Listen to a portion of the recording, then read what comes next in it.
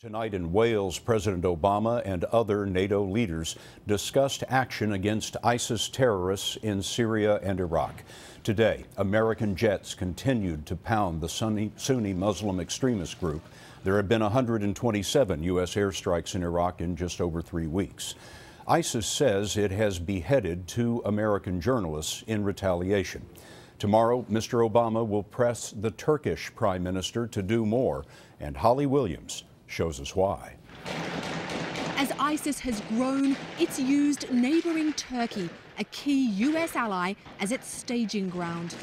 For 3 years, we've watched as the Turkish government has allowed fighters to stream across its borders, driven by its desire to topple Syria's dictator. In 2012, we interviewed the man in the yellow T-shirt. Mahmoud was a bulldozer salesman from Atlanta, Georgia, who returned to his homeland to join the battle against the Syrian regime. We come in and out.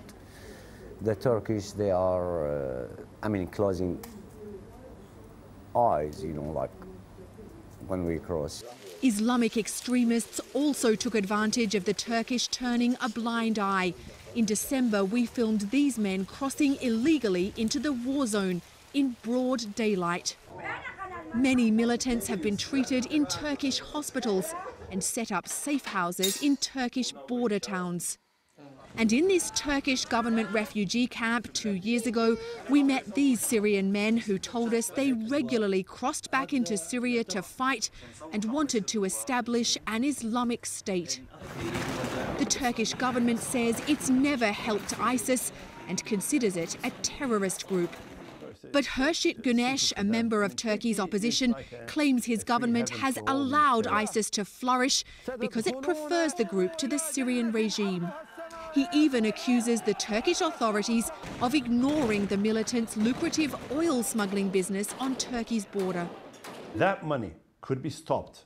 The money they get from smuggling could be stopped if the Turkish government and the neighbor countries had decided that they shouldn't get a coin. A Turkish government official told us that 6,000 people are now banned from Turkey because of fears they could slip over the border into Syria or Iraq to fight with ISIS. But Scott, he also told us that Turkey has a 500-mile-long border with Syria, and it's simply impossible to stop everyone who wants to join the cause of the Islamic extremists. Holly Williams reporting from Istanbul for us tonight. Thank you, Holly.